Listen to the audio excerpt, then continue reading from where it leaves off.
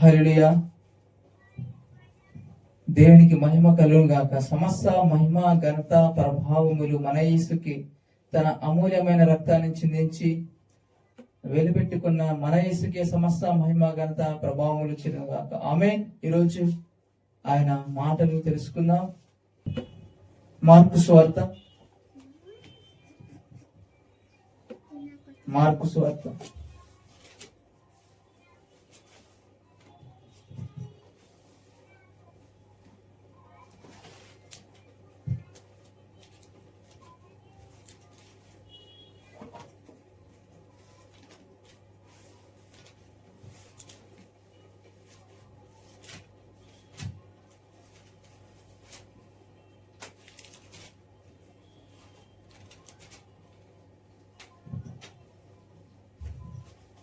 7వ అధ్యాయం మొదటి నుంచి తీసుకుందాం. 7th. యెరూషలేము నుండి వచ్చిన పరిసయ్యులు శాస్త్రులలో కొందరు ఆయన యొద్దకు కూడి వచ్చి ఆయన శిష్యులలో కొందరు అపవిత్రమైన చేతులతో అనగా కడగని చేతులతో భోజనం చేయట చూచి పరిసయ్యులను యూదులందరూ పెద్దల పారంపర్యాచారమును బట్టి చేతులు కడుక్కుంటేనే కానీ భోజనం చేయరు. మరియు వారు సంత నుండి వచ్చినప్పుడు నీళ్లు చల్లుకుంటేనే కాని భోజనము చెయ్యరు. ఇదియుగాక గిన్నెలను, కుండలను, ఇత్తడి పాత్రలను నీళ్లలో కడుగుట మొదలగు అనేక ఆచారములను వారు అనుసరించేటి వారు.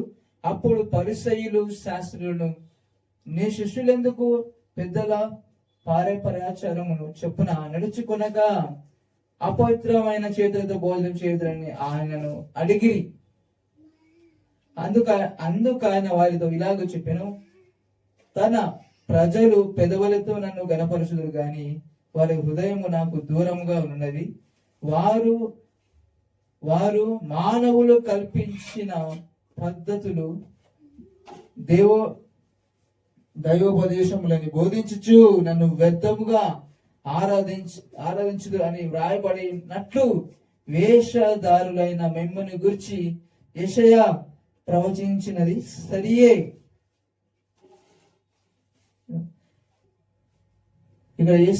ఇక్కడ యేసయ్య ఆయన శిష్యులు వెళ్ళేటప్పుడు శాస్త్రులు పరిచయం ఎప్పుడు ఇదిగోలో ఏంటంటే ఎప్పుడు అడ్డు వచ్చేవారండి. యేసకి అడ్డు వస్తూ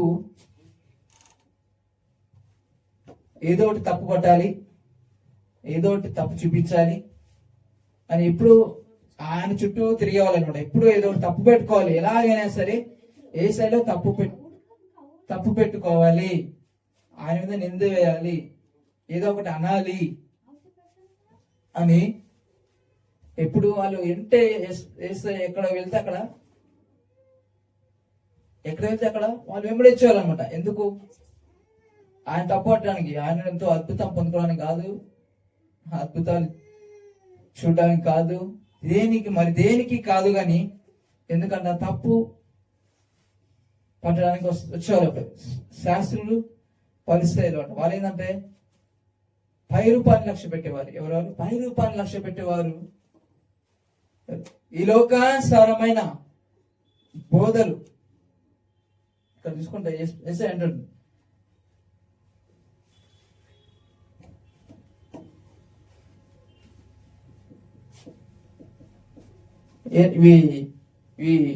ఎవరు కల్పించారంట? మానవులు కల్పించిన పద్ధతులు దైవోపదేశములుగా చెప్తున్నారు.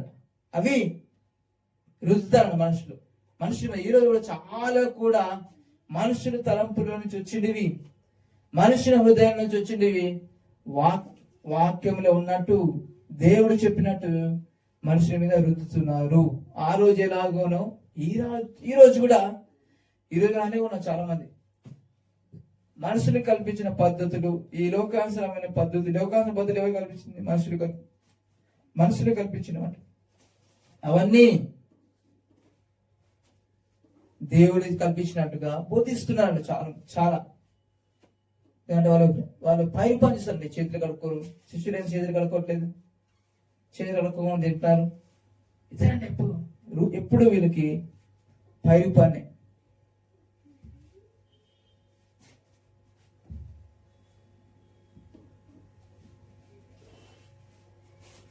పెద్దల పారంపరాచారం ఆచారాలంట. చేతులు కడుగుంటాయి కానీ భోజనం చేయరంట. అన్ని తర్వాత ఏంటంట, ఇదిగాక గిన్నెలను, కుండలను, ఇత్తడి పాత్రలను నీళ్ళలో కడుగుట మొదలగు అనేక ఆచారములను అనుసరించి వాళ్ళు అన్ని ఆచరిస్తారంట. కానీ పై కనిపించి పాటిస్తారంట. కానీ వాక్యాన్ని అంటే నీతి న్యాయములు, కనికరము ఇవన్నీ వదిలేస్తారు. అవి ఉండవు. కనికరం ఉండదు, నీతి ఉండదు, ఛాయలు ఉండదు, ప్రేమ ఉండదు. కానీ ఇవి మాత్రం ఎక్కువ చెప్తారన్నమాట. ఇవి మాత్రం ఎక్కువ పాటించాలని ఇప్పుడు పక్కన జరుగుతారని చూస్తుంటారు. ఎప్పుడు కూడా ఇక్కడ ఎప్పుడు విన్నా ఆయన ఎక్కడ ఉన్నా వీళ్ళంట ఉండి ఏదో ఒకటి అనమాట నేర మోపాలని, ఏదో ఒకటి తప్పటని చూస్తుంటారు. అయితే అన్నాడు ఆయన. అందుకే ఉందంట ఏమని వాక్యములో, ఈ ప్రజలు పెదవులతో నన్ను గణపరుచుదురు కానీ వారి హృదయం నాకు దూరముగా ఉన్నది. ఈరోజు చెక్ చేసుకోవాలి. మనం కూడా ఇలానే ఉన్నామా? పేదలతో ఆరగించే వారిలాగా ఉన్నామా? మన హృదయము దేవునికి దగ్గరగా ఉందా? మన హృదయం దేవునితో కనెక్ట్ అయి ఉందా? మనం ఆయనతో సంబంధం కలిగి ఉన్నామా? ఆయనతో సహవాసం కలిగి ఉన్నామా? ఎలాగున్నామా మనం పరీక్షించుకోవాలి. వాళ్ళలాగా రూల్స్ పాటించే వాళ్ళగా ఉన్నామా? కేవలం గుర్తు పెట్టుకోవద్దు, తల మీద చున్నీ వేసుకోవాలి, ఇవన్నీ ఏంటంటే పై కనిపించాం. ఈ రూల్స్ ఇవే రూల్స్ అంటే. కానీ దేవుడు అంట హృదయం తరంగంలో ఎదిగిన హృదయం చూస్తారు. హృదయం కరెక్ట్ లేకుండా ఎన్నున్నా వేస్ట్. ఫస్ట్ ఏంటంట హృదయం కరెక్ట్గా ఉండాలంట. అందుకే ఆయన పాత్రను గుడ్డిపరిచాడా, పాత్రను పైన కర్తవ్యంది లోపల కడుగు అంటాడు. ఎక్కడ ఏంటంట లోపల క్లీన్ ఉండాలి, హృదయము బాగుండాలంట. హృదయం ఫస్ట్ ఇది క్లీన్ ఉండాలి, మంచి మనసు కలిగి ఉండాలి, ప్రేమ కలిగి ఉండాలి, దయ కలిగి ఉండాలంట. ఆయన చెప్తున్నాడు కనికరము ప్రేమ కలిగి ఉండాలి. అది లేవు వీళ్ళకి, లేవు. ఇప్పుడు ఆచారాలన్నీ రూల్స్ మనిషి మీద భారాలు పెట్టాలి, భారాలు మనిషి. ఈరోజు చూస్తే కూడా ఆయన నాడు సమస్త భారం మోసుకున్న జనులారా, సమస్త భారం మోసుకున్న జనులారా నా యుద్ధకు రండి, నేను మీకు విశ్రాంతి ఇస్తాను. ఆయన బరువులు మోపుతా అని చెప్పలేదు, రూల్స్ రెగ్యులేషన్ చెప్తా అని చెప్పలే. ఆయన మోవ శక్యము కాని బరువులు మోపలే ఆయన మనుషుల మీద. ఆ రోజు ఆయన బరువులు దించడానికి వచ్చాడు. ఆ రూల్స్ కి బందీ అయి ఉంటే ఆ వాటిని విడిపించడానికి వచ్చాడు, స్వేచ్ఛను ఇవ్వడానికి. ధర్మశాస్త్రానికి ఆ ధర్మశాస్త్రం పాటించలేక ఉన్నప్పుడంట అదే రూల్స్ దాని ఆజ్ఞలు పాటించడం ఎవరి వల్ల కాలేదు. అందుకే దాన్ని ధర్మశాస్త్రం నుంచి విడిపించడానికి ఆయన వచ్చాడు. ఆమేన్. కృపకు వారసులుగా చేశాడు, నీతికి వారసులుగా చేశాడు. ధర్మశాస్త్రం వల్ల ఎవరు నీతిమంతులుగా, ఆ రూల్స్ రెగ్యులేషన్స్ వల్లనంట, ఆ ధర్మశాస్త్రంలో రాయబడిన వాటి వల్ల కూడా ఏ ఒక్క మనిషి దేవుని దృష్టికి నీతిమంతుడుగా ఎంచబడంట. నమ్మువారు దేవుని కృప చేతనే, క్రీస్తు యేసు శిలువయాగం గారంట, ఆయన కృప చేతనే ఉచితముగా నీతిమంతులుగా తీర్చబడుచున్నాము. ఎవరు కూడా పాటించి సంపాదించుకునేంత ఎవరికి లేదంట, ఎవరి వల్ల కాలేదు. నీతి సంపాదించుకోవడం ఎవరి వల్ల కాలేదు. ఆజ్ఞ పాటిస్తే నీతి కలుగుతుందంట. కానీ ఒక్కరు పర్ఫెక్ట్ గా పాటించే ఎవరి వల్ల కదా, ఒక యేసయ్యనే ఆయన వచ్చి పాటించి దాన్ని నెరవేర్చేస్తాడంట. ధర్మశాస్త్రం క్రీస్తు నడిపించడానికి బాల శిక్షకుడు అయ్యిందంట. ఆయన వచ్చిన అంటారు ఇంకా దాని నుంచి విడుదల పొందేసినాం మనం. ఇప్పుడు ఏసు కిందన్నామంట, ఏసు కిందము, ఏసు ప్రభు ఆయన కిందన్నాం కూడా మనకంటే పాపము మన మీద ప్రభుత్వము చెయ్యదు. కానీ ఈ లోకానుసారం ఆచారాలు సరే మనుషులు కల్పించిన పద్ధతులన్నీ బుద్ధులు పెట్టేశారు. దేవుని ప్రకారంగా, దేవుని చిత్తానుసారంగా హృదయంతరంగా చూసే దేవుడు, హృదయాన్ని లక్ష్య పెట్టే దేవుడు. ఆయన పైరూపాన్ని చూసేవాడు కాదు. ట్రాన్స్ఫర్ అంటే చాలా మంది ఆరాధిస్తారంట, వర్షిప్ చేస్తారంట, పాటలు పాడతారంట. ఇంకా ఇది అర్థం ఏమంటారు, ఈ వాక్యం చూసి అర్థంగా ఈ ప్రజలు ఏంటంట, ఈ ప్రజలు పెదవులతో నన్ను గణపరచుదురు గాని వారి హృదయము నాకు దూరంగా ఉంది. అంటే ఆ తండ్రి, ఆ వర్షిప్, ఆరాధన, వర్షిప్ చేస్తారంట, ఆరాధన చేస్తారంట, పాటలు పాడతారు. చూస్తే అబ్బా ఏం పాడుతున్నాడు, ఏం వర్షిప్ చేస్తున్నాడు అనుకోవచ్చండి. కానీ దేవునితో సంబంధం కలిగి ఉందో లేదు తెలీదు. ఎవరు దేవుని సంబంధం కలిగి ఉన్నారు, కలిగి లేరు తెలియదు అంట. వ్యర్థంగా ఆరాధించారంట. చాలా మంది వర్షిప్ చేస్తారంట, దేవుని స్తుతిస్తారంట, పెదవులతో గణపరుస్తారంట. కానీ వారి హృదయం ఎలా ఉందంట, దూరంగా ఉంది. దేవునితో కరెంట్ లేకున్నా కూడా పాటలు పాడే ఉంటారు, పేరు కోసం, మెప్పుల కోసం చేస్తూ ఉంటారంట. ఎంత గొప్పగా అయినా పాడొచ్చు, ఎంత మంచిగా అయినా పాడొచ్చు, కానీ దేవునితో కరెంట్ లేకుండా ఎలా పాడాలి? వేస్టే. ఏమన్నా వేషధారులు అంట, ఏమన్నాడు, వేషధారని అంటారు. దేవుడికి సంబంధం లేకుండా ఆరాధించడం.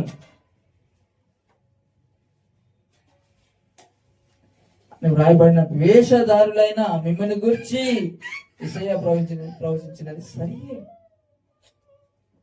ఏదనేది వేషధారణ. మనము కూడా పైరూపాన్ని లక్ష్య పెట్టకూడదు, పైరూపాన్ని చూసే విధంగా మనము ఉండకూడదు. ఎంత వాళ్ళు చూడాల్సిన ఏదైనా వాళ్ళ హృదయం పైరూపాన్ని చూడకూడదు, పైరూపాన్ని లక్ష్య పెట్టకూడదంట. అందం మోసకరమైన సౌందర్యం వ్యర్థం. ఎంత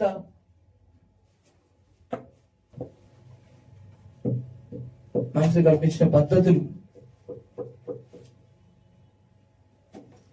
మనుషులు కల్పించిన లోకాసన స్టోరీలు, కథలు అన్ని తెచ్చేదంట దైవ ఉపదేశంలో చెప్తారు. దేవుడు చెప్పినట్టే దేవుని వాక్యంగానే లోకాసరమైన స్టోరీస్, కథలు ఒకటి, పద్ధతులు అని, ఏవో రూల్స్ రెగ్యులేషన్స్ అన్ని కూడా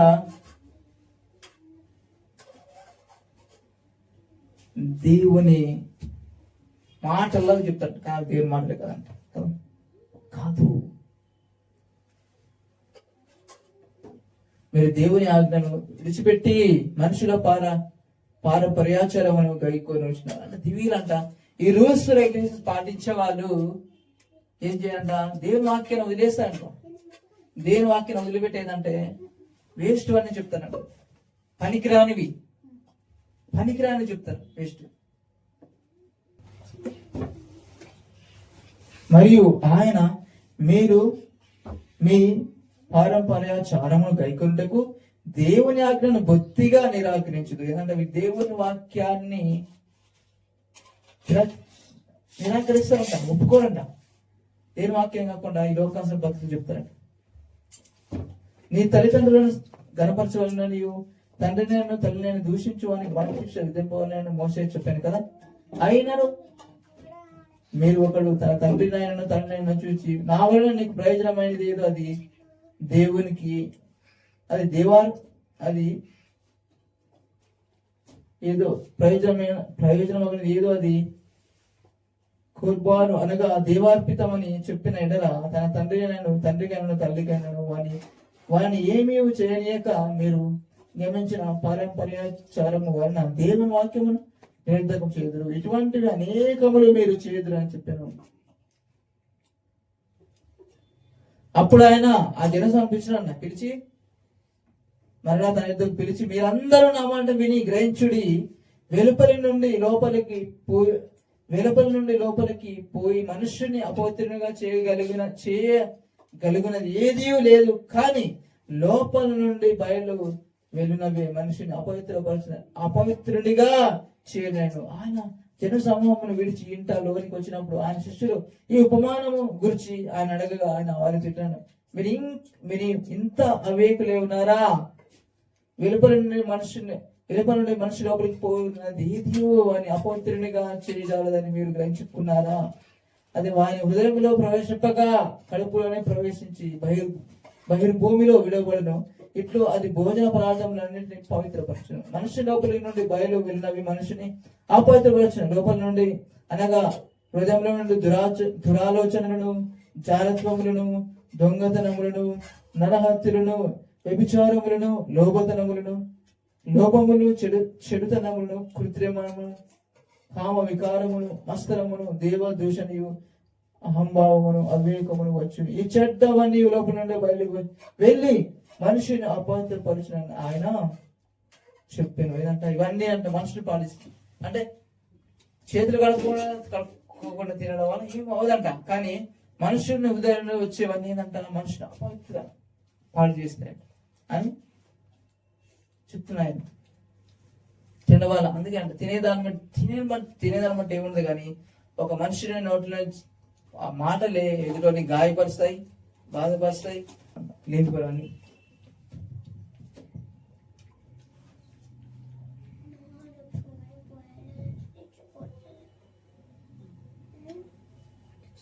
అందుకే తినేదాన్ని ఎందుకంట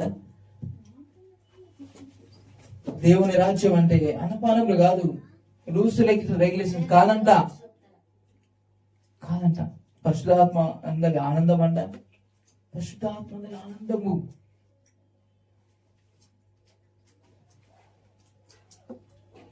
దేవుని రాజ్యం అంటే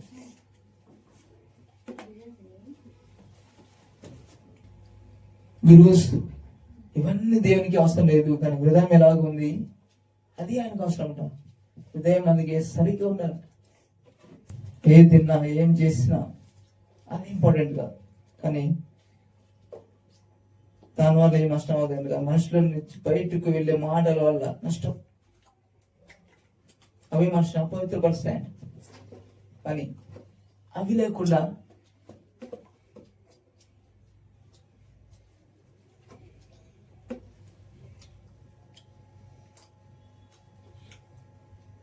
ఇవన్నీ వీళ్ళు ఉన్నాయి, ఇవి హిప్నైజ్ ఇవన్నీ కూడా అందులో ఉన్నాయి. అసూయలు, కోపము ఇవన్నీ వాళ్ళు ఉన్నాయన్నమాట. ద్వేషములు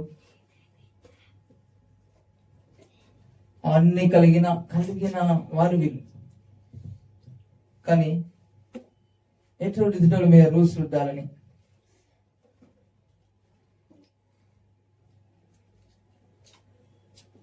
దేవునికి చోటు ఇవ్వరు, దేవుని వాక్యం చోటు ఇవ్వరంట. ఎప్పుడు రూల్స్ అది చేయాలి, ఇది చేయాలి అని రూల్స్ అంట.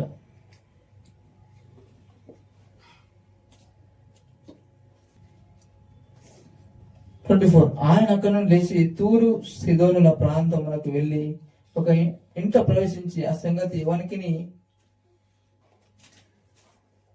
తెలియకుండా వలనని కోరిన, కానీ ఆయన మరిగే ఉండలేకపోయా. అపవిత్రాత్మ పట్టిన చిన్న కుమార్తె గల ఒక స్త్రీ ఆయన గురించి విని వెంటనే వచ్చి ఆయన పాదం మీద పడిన. ఆ స్త్రీ సురోఫెనికియా వంశమందు పుట్టిన గ్రీసు దేశస్తురాలు. ఆమె తన కుమార్తెల నుండి ఆ దయ్యమును వెళ్ళగొట్టమని ఆయనను వేడుకొనెను. ఆయన ఆమెను చూచి పిల్లల మొదట తృప్తి పొందేవారు. పిల్లల రొట్టె తీసుకుని కుక్క పిల్లలకు వేట యుక్తము కాదును. ఏదంటే ఏమన్నా వేసాయా? ఆమె వచ్చి ఆమంట అనురాలు గ్రీస్ దేశంలో అంట, యూదులు కాదని అంటారు. అయితే నా కుమార్తెకు దయ్యం ఎలగొట్టండి, ఈశ్వరం ఏమన్నా ఎలగొట్టడా? పిల్లల రొట్టె తీసుకొని కుక్క పిల్లలకు వేయడం యుక్తం కాదు కదా, కరెక్ట్ కాదు కానీ ఆయన అంటాడు ఈశ్వరం. ఏసై అనగానే ఏమేముంటుంది మరి? అనగానే వెళ్ళిపోలే కదా. అమ్మ నన్ను కుక్క పిల్లలతో, కుక్కతో కాదు ఇందెంతో, కుక్క పిల్లలతో పోలుస్తాడా, ఏంది ఇలా ఉన్నాడని వెళ్ళేసి పోలే. ఆమె పోలే. ఆమె చెప్పింది దానికి ఏం చెప్పింది మరి? అందుకు ఆమె, నిజమే ప్రభువా, అయితే కుక్క పిల్లలు కూడా బల్ల క్రింద ఉండి పిల్లలు పడివేయి రొట్టె ముక్కలు తిరును కదా అని ఆయనతో చెప్పాను. అందుకు ఆయన ఈ మాట చెప్పినందున, వెళ్ళుము దయ్యము నీ కుమార్తెను వదిలిపోయినది అని ఆమెతో చెప్పాను. ఏదంట? ఆ మాట చెప్పగానే ఆయన చెప్పే ఆ విశ్వాసం చూస్తే అంట, విశ్వాసం చూసి చెప్పేసిన ఆమె అన్నురాలు. ఆమె ఇంటికి వచ్చి తన కుమార్తె మంచం మీద పండుకొని ఉంటాయి, దయ్యం వదిలిపోయి ఉంటాయి చూచెను. అంటే ఆమె అన్నురాలు. అన్నులకు సువార్త ఎప్పుడు? యూదుల నుంచి తర్వాత అన్యులకు వెళ్ళాలంట. ఆమె అన్యురాలు. అంటే కుక్క పిల్లలు రొట్టె తీసుకొని, అంటే పిల్లలు రొట్టె తీసుకుని కుక్క పిల్లలకు వేయకూడదంటే ఫస్ట్ యూదుల కోసం, తన ప్రజల కోసం వచ్చారు సొంత. తర్వాత సువార్త అంతటికి వ్యాప్తి అందరి కోసము. తర్వాత ఫస్ట్ యూదుల నుంచి, యూదులు తిరస్కరిస్తే అన్నిలకు పోవాలి. అయితే నేను మొదటగా వచ్చింది, ఇంకా సువార్త సువార్త రాలే, అంతకుముందే వచ్చింది. ఆయన శిలోకి ఎక్కలేదు, చనిపోలేదు, అప్పుడే వచ్చింది. చెప్తా మాట అంటే ఆమెది బల్ల యజమాను, కుక్క పిల్లలు కూడా తమ యజమానుల బల్ల వద్ద పడిన రొట్టె తింటాయి కదా అని చెప్పి ఆయన ఆమె ఆ విశ్వాసం చూసి చెప్పేసాడు, కుమార్తె దయ్యం వదిలిపోయిందని. అంటే ఎప్పుడో పొందుకోవాల్సిన మిరాకల్, అద్భుతము ముందే పొందుకుందాం. ఎలా అంటే విశ్వాసంతో ఆమె కుక్క పిల్లలతో పోల్చినా కూడా ఆమె పోలేదు. కుక్క పిల్లలతో పోల్చినా పోలేదంట. విశ్వాసంతో ఉంది, అద్భుతాన్ని పొందుకుంది. ఎప్పుడో జరగాల్సిన అద్భుతాన్ని ఇప్పుడే పొందుకుంటాం. మనం కూడా మన జీవితాలు కూడా విశ్వాసం కలిగి ఉన్నప్పుడు, విశ్వాసం అంట మనకు టైం ఇంకా ముందున్నప్పుడే అంట దాన్ని తీసుకోవచ్చు. మనకి ఎప్పుడో వచ్చేది ఉన్నా టైంతో సంబంధం లేదంట, ఏజ్తో సంబంధం లేదంట, చదువుతో సంబంధం లేదు, దేనితో సంబంధం లేదు. విశ్వాసంతో ఒకటే సంబంధం. విశ్వాసం నమ్ముట నీ వలనైతే నమ్మువానికి సమస్తము సాధ్యమే. ఆమె ఎప్పుడో పొందుకునే అద్భుతం ముందే పొందుకుంది. అబ్రహాంకి ఏమో ఎప్పుడో టైం దాటిపోయిందంట. టైం దాటిపోయినా సరే దేవుడు ఆ టైం వెనక్కి తీసుకొచ్చి ఇచ్చాడంట. ఆమేన్. ఎప్పుడో వాళ్ళు పొందుకోవాల్సిన అద్భుత ఆయనాలు పొందుకోలే, జరగలేదని, పిల్లలు పుట్టలే. కానీ ఈయన మాట ద్వారా, ఈయన వాగ్దానాల ద్వారా జరగనిది, ఊహించనిది, నమ్మలేనిది, ఎప్పటికూ జరగదు అనే విషయాన్ని, ఆ సమస్యను దేవుడంట దాన్ని అనేక మందికి దీవెనకరంగా చేశాడు. అసలు అబ్రహాం పిల్లలు పుట్టే సమయం అయిపోయింది, అంటే ఏజ్ అయిపోయింది, ఆమె గర్భం అంట ఉడికిపోయిందంట, టైం అయిపోయిందంట. కానీ దేవుని మాట ద్వారా అబ్రహాం నమ్మి అంట నమ్మల ద్వారా దేవుడు ఆ వాగ్దానాన్ని నెరవేర్చేశాడు. 100 years లో ఇచ్చాడు. ఎలా పొందుకున్నాడు? అసలు జరగదే ఇంపాసిబుల్ చూస్తే, కానీ జరిగిందంటే దేవుని మాట ద్వారా. టైం కూడా అయిపోయి అంతా అయిపోయింది, జరగలేదు. అయినా టైం దాటిపోయినా సరే, జరగాలైనా సరే జరిగిందంట. మనం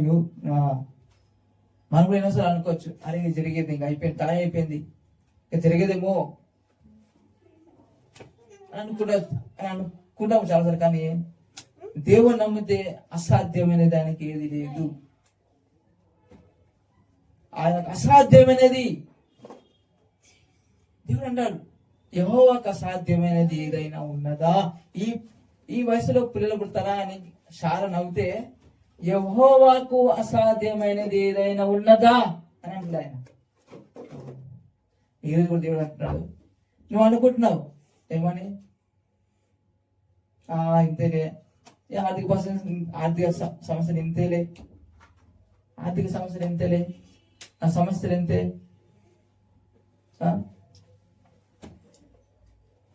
నా శాలరీ ఇంతే, నా శాలరీ తగ్గట్టు మించి అప్పులున్నాయి, ఇంతేలే ఇంకా అని అనుకుంటే దేవుడు ఆయన నాకు అసాధ్యమైనది ఏదైనా ఉన్నదా? నీ శాలరీతో దేవునికి పని లేదు, నీ ఇన్కమ్ తో దేవునికి పని లేదు. ఆమేన్. ఆకాశ పక్షులను పోషించిన దేవుడు అడవి గడ్డినే వాటన్నింటినీ పోషిస్తున్న దేవుడు నిన్ను పోషించలేడా?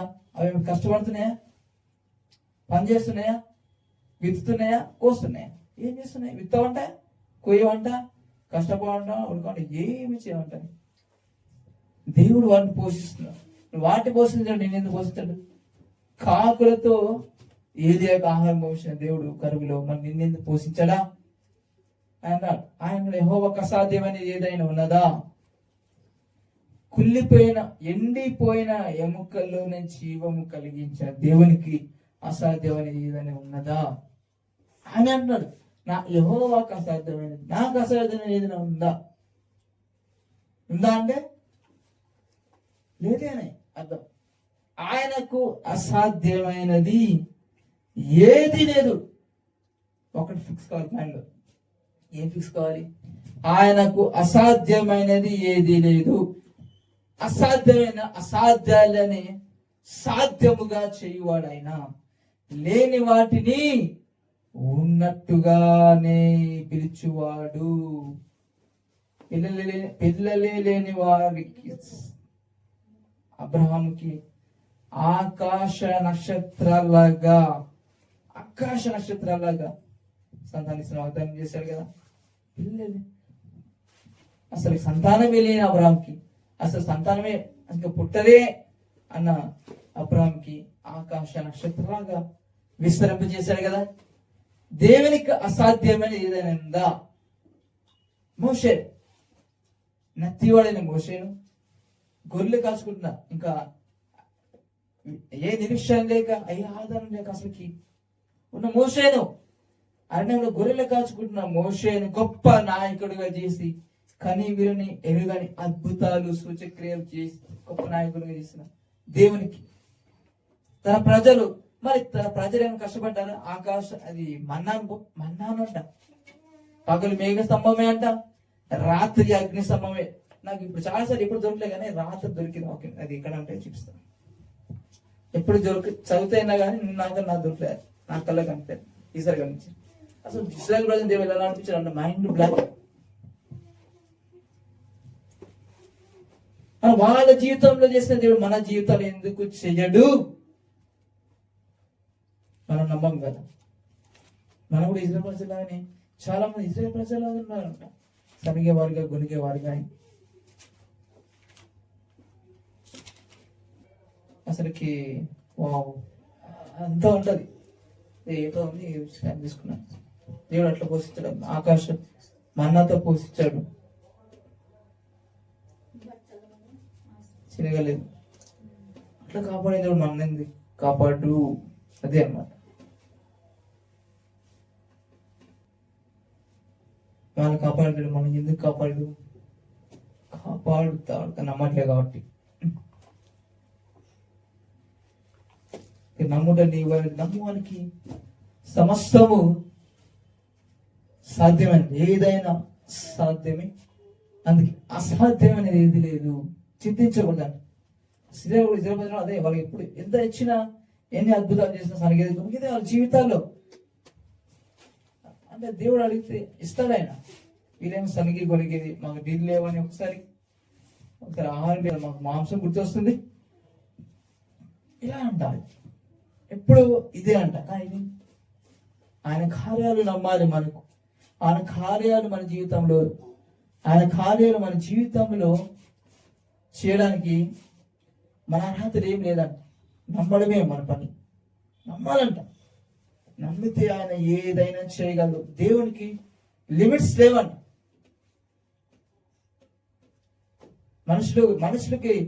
మనుషులు లిమిట్స్ ఉన్నాయి కానీ దేవునికి లిమిట్స్ లేవు.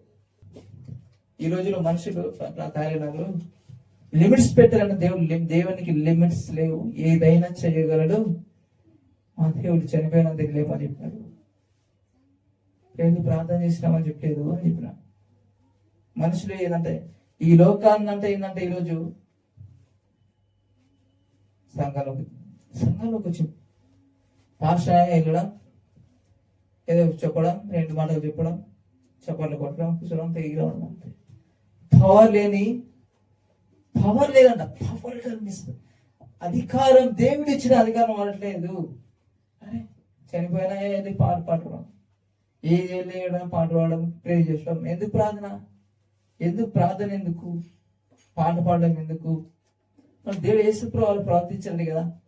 ఆయన ఎక్కడ పోయినా అద్భుతమే కదా. పెళ్ళిళ్ళు పోతే అద్భుతమే. ఎక్కడ ఆయన ఇక్కడ విన్నా మరి అద్భుతమే. చనిపోయిన చూస్తే ఆయన తిరిగి లేపాడంట. రోగులను చూస్తే స్వస్థపరిచాడంట. ఆమేన్. మనం ఏం చేయాలి? మనం కూడా ఆయన ప్రవర్తించాలి కదా. చనిపోయి ఉన్నాను తిరిగి లేపాలి కదా. ఆయన ప్రవర్తించాలి. మనం ప్రకృతిని లోపరుచుకోవాలి.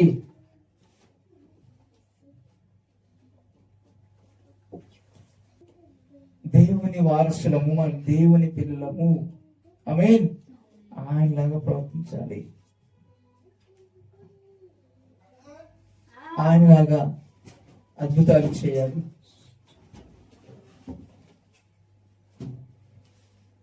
అందరూ ఈ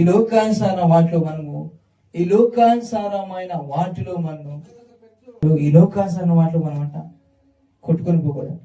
ఈ లోకాసన వాటిలో కాకుండా దేవుని మాట ప్రకారంగా యేసుని పోలి నడుచుకోవాలి. ఆయనలాగా ప్రవర్తించాలి. దాన్ని నమ్మాలంటే మనం ఆయనలాగా కార్యాలు చేయాలంటే మనం ఫస్ట్ నమ్మాలి. నమ్మితేనే. విశ్వాసం లేకుండా ఏమి చేయలేము.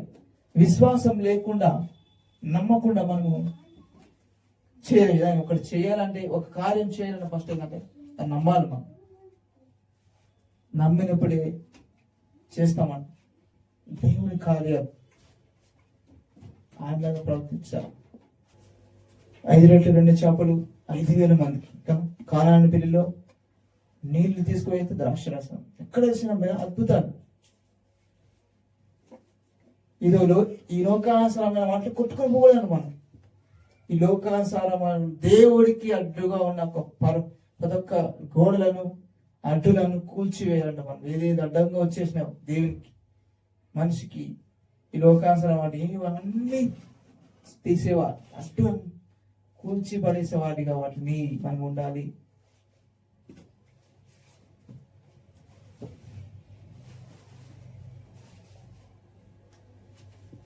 ఆయన నీలో, నాలో నివాసం చేస్తూ ఉన్నాడు. పరిశుద్ధాత్మ. దేవుని సన్నిధి అంటే ఏం తెలుస్తుంది? దేవుని సన్నిధి అంటే మనతోనే ఉంది. దేవుని సన్నిధి. ఆమేన్. దేవుడు ఎక్కడున్నా అక్కడ దాని సన్నిధి. మన పరిశుద్ధాత్మ దేవుడే మనలో ఉన్నాడు కదా. మన హృదయమే మన హృదయమే నివసిస్తున్నాడు ఆయన. పరిశుద్ధాత్మ చేస్తున్నాడు. అందరు నమ్మి బాప్సం పొంది చేసిన సందర్భం అంగీకరించిన వాళ్ళు, బాప్సం పొందుకున్న వాళ్ళు దేవుడు అంట వరంగా పరిశుద్ధాత్మ దేవుని ఇచ్చాడంట. పరిశుద్ధాత్మ దేవుని కలిగి ఉన్న వారు దేవుని సన్నిధి కలిగి ఉన్నారు. దేవుని సన్నిధి ఎక్కడో మందిరాల్లో, గోడల్లో మనుషులు చేసిన వాటి నివాసాల్లో కాదు, మనుషులు చేసిన వాటిలో కాదంట. ఆయన మన సన్నిధి మనతో ఉంది. మనలో పరిశుద్ధాత్మ దేవుడు ఉన్నాడు. రాజా నీ సన్నిధిలో నేను ఉంటానే పాట ఉంది అంటే ఆయన సన్నిధి ఎక్కడ ఉంది? పాలనేవాలో మందిరం. కానీ కొత్త నిబంధన మందిరమే, మన హృదయమే దేవుని ఆలయము. మన దగ్గర ఉన్నదంటే ఆయన సన్నిధి. ఆమేన్. పరిశుద్ధాత్మ దేవుని చేత మనము ముద్రించబడ్డాము. ఎన్నో కొన్ని అర్థంగా విషయాలు కన్ఫ్యూజ్, పాతది కొత్తది కలిపి చాలా బోధలు ఉన్నాయంట. కానీ వాటన్నింటినీ మనము విడిపించబడాలి, సత్యం తెలుసుకోవాలి, సర్వసత్యంలోనికి మనము నడవాలి.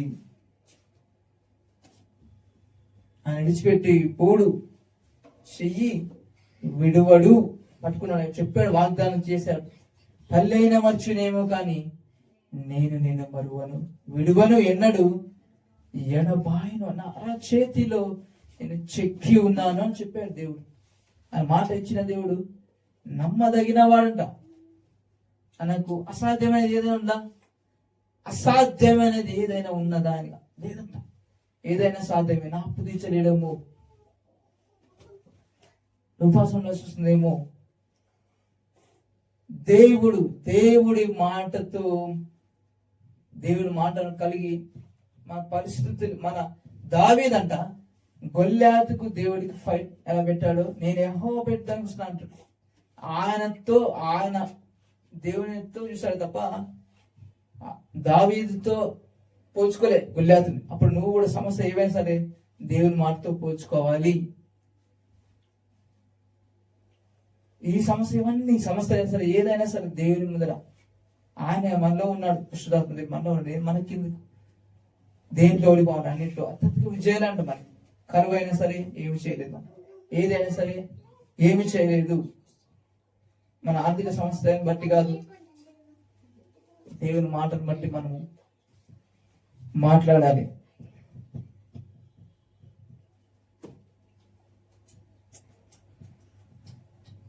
రేపు ఏమవుతుందో, తర్వాత ఏం తింటాము, ఎలా ఉంటాము, ఏది అది అసలు డబ్బుల గురించి ఆలోచించకూడదండి. చెప్పాలంటే అసలు దేవుడు దీవించేశాడు. మనం డబ్బు గురించి ఎందుకు ఆలోచించాలి? మనము ఎందుకు ఆలోచించకూడదంటే చెప్పాడు ఆయన, అరే చింతించదని చెప్పి మీకు ఏం కావాలి అన్ని ఇస్తాం. తెలుగు చేసి తండ్రికి అడగక ముందే అన్ని తెలుస్తూ మొదట ఆయన నీతిని, ఆయన రాజ్యాన్ని వెతికితే అవన్నీ వస్తాయి. డబ్బులు ఎందుకు అని చెప్పాను, చూసుకుంటా చెప్పాడు ఆయన. అల్ప విశ్వాసులారా మరి నిశ్చయంగా మిమ్మల్ని పోషిస్తాడు అని చెప్పాడు. ఇప్పుడు డబ్బు ఎందుకు కావాలనుకుంటాము? మన సమస్యలు తీర్చుకోవడానికి. అక్కడ కట్టాలి, ఇక్కడ కట్టాలి అనే డబ్బు కావాలి, డబ్బుంటే బాగుండు అనుకుంటాం. కానీ దేవుని మాటను మనం నమ్మట్లేదు. కానీ మనకి డబ్బులు ఆలోచించలేదు. ఎందుకంటే దేవుడు చెప్పాడు చింతించదని చెప్పాడు. చింతిస్తున్నామంటే డబ్బు గురించి ఆలోచిస్తున్నాడు. డబ్బుంటే బాగుండు కదా అనుకుంటామంట. కానీ దేవుడు మాట ఇచ్చాడు ఆయన కదా, ఏమి తిందామో, ఏం త్రాగుదామో, ఏమి ధరించుకుందామో అని చింతించొద్దు. ఏమి తిందామో, ఏమి త్రాగుదామో, ఏమి ధరించుకుందామో అని చింతించదంట. ఏం అక్కడ కట్టాలి, అవి కట్టాలి, ఇవి కట్టాలి, అవన్నీ డబ్బులుంటే బాగుండు. ఒకసారి అనుకుంటాం, చాలా డబ్బు ఉంటే బాగుండు మనకి కూడా అనుకుంటాం చాలా. కానీ అవసరం లేదు. మనకు కావాల్సింది దేవుడి మాట కావాలంటే. దేవుడి మాట ఉంటే చాలు. ఆ రోజు శిష్యులకు ఏం లేదు, అన్ని ఉన్నాయంట. పడవలు ఉన్నాయంట, ధోనిలు ఉన్నాయంట, ధోనిలు ఉన్నాయి,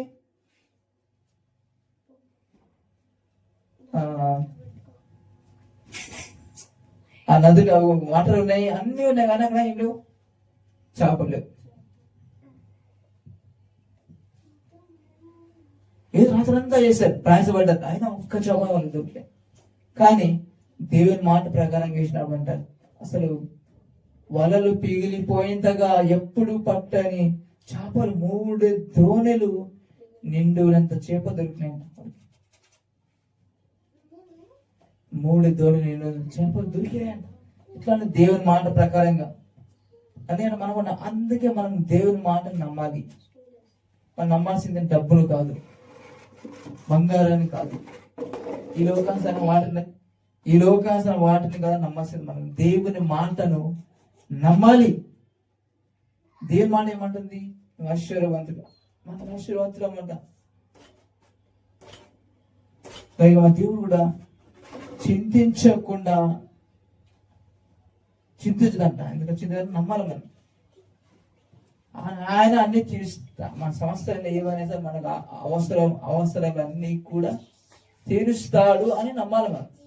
నమ్మితే మనము డబ్బు గురించి ఆలోచించామండి. దేవుని నమ్మాలి. ఎలా అవుతుందో, రేపు ఎలా వస్తుందో అన్నీ ఆలోచించాం. దేవుని గురించి ఆలోచించాలి. ఆయన రాజ్యాన్ని, ఆయన నీతిని మొదట వెతకాలి.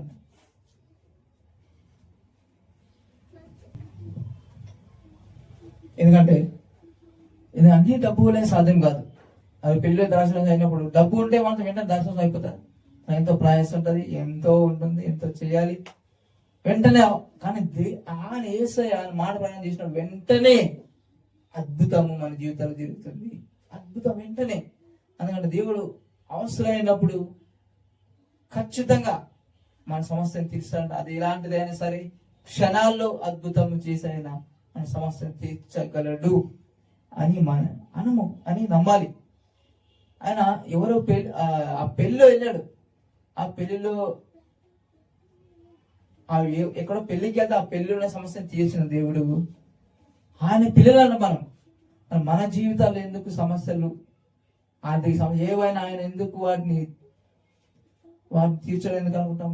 ఎందుకు అప్పులు బాధ్యత నమ్మకూడదంటే వాళ్ళకి చేసిన దేవుడు మన సొంత పిల్లలకి, ఆయన పిల్లలకి ఎందుకు హెల్ప్ చేయడు, ఎందుకు దీవించేసాడు ఆయన నమ్మాలి మనం. నమ్మి విశ్వాసంతో జీవించాలి. ఇప్పుడు కూడా టెన్షన్ పడుకుంటా భయపడుకుంటా, అరే పోతుంది ఏమో ఇలా కట్టాలో అది ఇవన్నీ చింతలు. చాలా మంది అప్పులు చేసి కట్టలేక ఆలోచించి టెన్షన్ పడి చాలా మంది సూసైడ్ చనిపోతారు.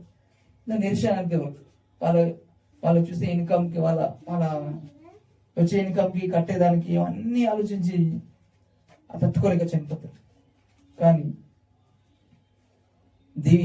దేవుడు నమ్మినప్పుడు అంట అది ఎలాంటిదైనా అప్పనైనా దేవుడు తీర్చగలడు. ఎలాంటి ఆర్థిక సమస్యలైనా సరే తీర్చగలడు. మనం ప్రశాంతంగా ఆయన నమ్మి భారం అంతా ఆయన మీద గీసి ప్రశాంతంగా మనం జీవించాలి, రెస్ట్ తీసుకోవాలి. ఆమేన్. ఆయనలాగా తుఫాన్ వచ్చినా ఇంకా సముద్రం అనుకున్నాడు వేస్తాయి. మనం కూడా ఆయనలాగా అలా ప్రవర్తించాలండి. ఆయన ఎలాంటి సమస్య అయినా సరే మనకు కదిలించబోదని. ఎలాంటి ఆర్థిక సమస్య అయినా సరే మన విశ్వాసాన్ని కదిలించేలాగా ఉండకూడదు. అలా మనము జీవించాలి. తుఫాన్ వస్తే శిష్యులు భయపడి పడలో నీళ్ళు వచ్చేస్తే పడవ మునిగిపోతాను వచ్చి లేపుతాను తప్ప ఆయన నిజమైన మంచిగా మనము కూడా అదే చేయాలి. ఆయనలాగా ప్రశాంతంగా ఎలాంటి పెద్ద సమస్య ఏదైనా సరే, ఎంత అప్పు అయినా సరే, ఎంత ఆర్థిక సమస్యలు సరే ప్రశాంతంగా మనం ఉన్నప్పుడు ఆయన ఉన్నాడు. ఆయన దేవుడు మనం నమ్మదగిన వాడు. ఆయన ఉన్నాడని నమ్మినప్పుడు అన్న మనం ప్రశాంతంగా ఉంటాం. లేదు నమ్మనప్పుడే భయపడతాం. కానీ భయపడితే అన్నీ ఇంకా టెన్షన్ లేకపోయిన ఆలోచనలు, చింతలు, డిప్రెషన్ అన్నీ వస్తాయండి. కానీ నమ్మాలి. దేవుని వాక్యాన్ని, దేవుని కార్యాలను నమ్మి విశ్వాసంతో జీవించాలి. ఆమేన్. ఇంకా ఉంది ప్రధాని భయము. వ్యాధి రోగం వచ్చిన భయమే, ఏదైనా హాస్పిటల్ ప్రాబ్లం, ఏది చిన్న సమస్య వచ్చిన భయమే, ఆర్థిక సమస్యలు వచ్చిన భయమే, అనారోగ్యం వచ్చిన భయమే, ఏది వచ్చిన భయంతో కాదు జీవించకూడదంట. నీతిమంతుడు సింహం వలె జీవిస్తాడంట. మనం కూడా అట్లా ఉండాలంట. నీతిమంతుడు సింహం వలె, మనం సింహాలా ఉండాలి తప్ప పిల్లులాగా పిలుకొల్లాగా ఉండకూడదు. ధైర్యము పరిశుద్ధాత్మ దేవుడు అంట. ధైర్యం నిగ్రహము గల ఆత్మనే ఇచ్చాడు తప్ప పిరికి ఆత్మను మనకు ఇవ్వలేదు. భయపడకూడదు. మన చుట్టూ కరువున్నా మనకి దేవుడు సమృద్ధిగా పోషిస్తాడు. నమ్మాలి. చుట్టూ కరువున్నా సరే ఏదైనా పోషించాడు. ఇస్సాకు కూడా చుట్టూ కరువున్నా ఇస్సాకు పంట వేసే నూరంతులుగా వచ్చినట్టు ఎలా వచ్చింది? అట్లా నమ్మాడు కాబట్టి అంట. మనం కూడా అలా నమ్మాలి. అన్ని చూసి పరిస్థితుల వైపు చూస్తే పేతులా మునిగిపోతామంట. పేతులు ఆయన వైపు చూసినంత సేపు నడిచాడు. ఎప్పుడైతే తుఫాన్ వైపు చూశాడు, అటు ఇటు చూశాడు, మునిగిపోయేసాగలంట. మనం కూడా చుట్టూ పరిస్థితులు చూడొద్దంట. మన బ్యాంకు బ్యాలెన్స్ చూడొద్దు, మన ఇన్కమ్ చూడొద్దు. మనం చూడాల్సిన ఒకటి దేవుని వైపు, ఆయన మాట వైపు చూడాలి. ఆయన మాటను నమ్మాలి, ఆ మాటతో జీవించాలంట. ఆమేన్.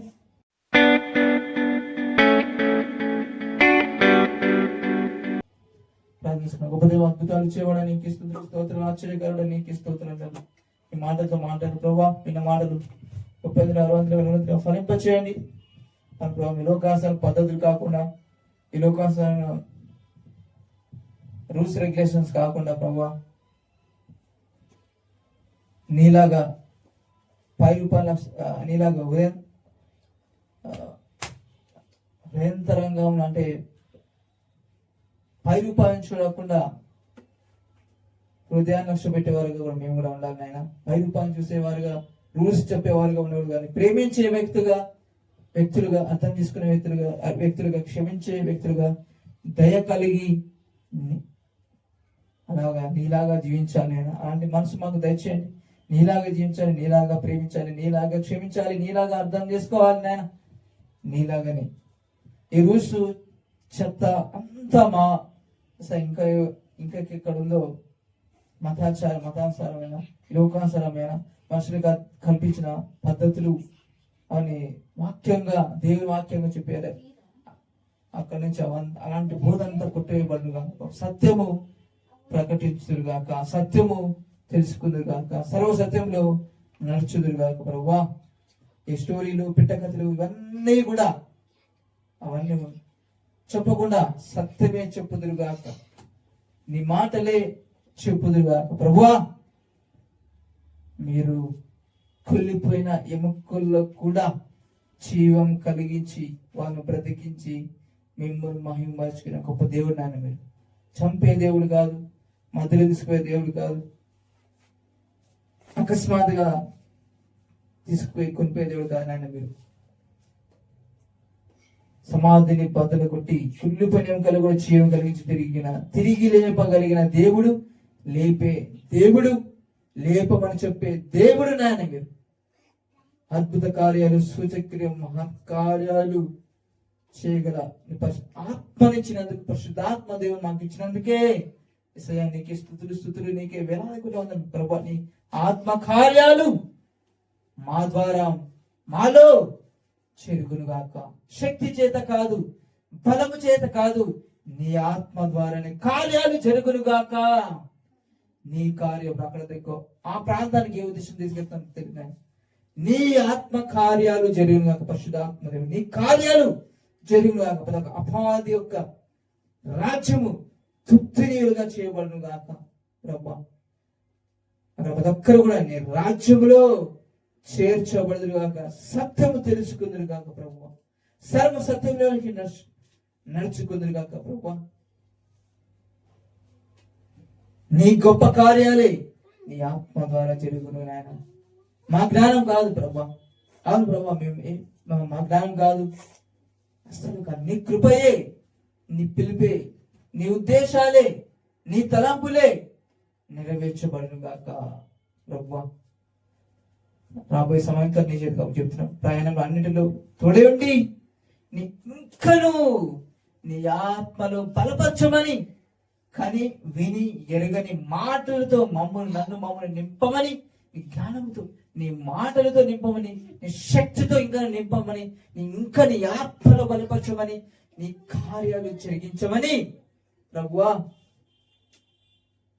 నీ మాటలు ప్రకటిస్తుండగా ప్రభువా గుట్టి వాళ్ళు చూచుదురుగాక, చోటి వాళ్ళు విందురుగాక, చనిపోయిన వారు తిరిగి లేచుదురుగాక ప్రభువా.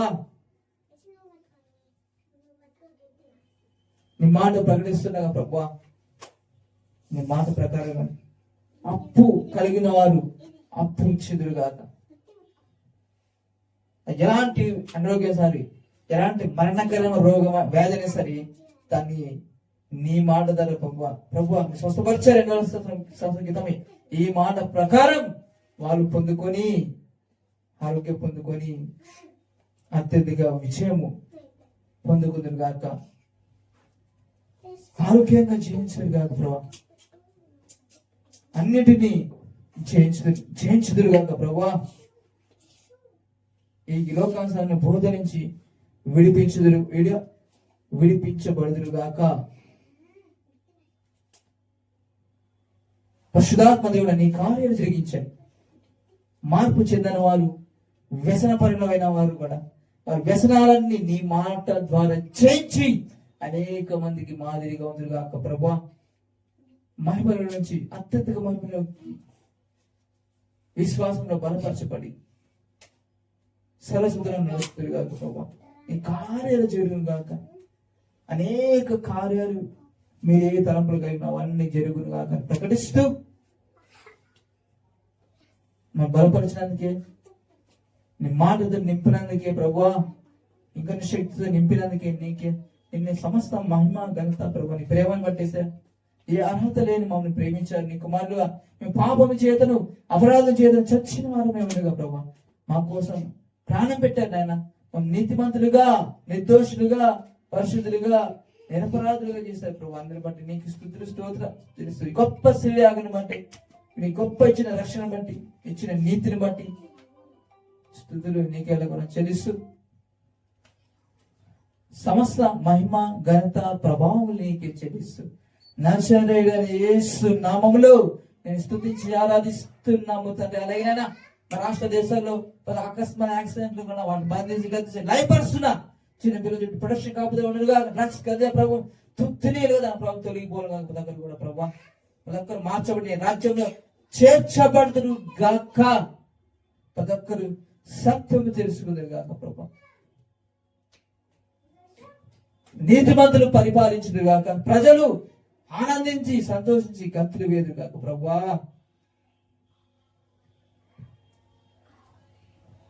అని ప్రకటిస్తూ నీ నామములు అడిగిన వాటిని పొంది ఉన్నాము తండ్రి. Amen, amen, amen.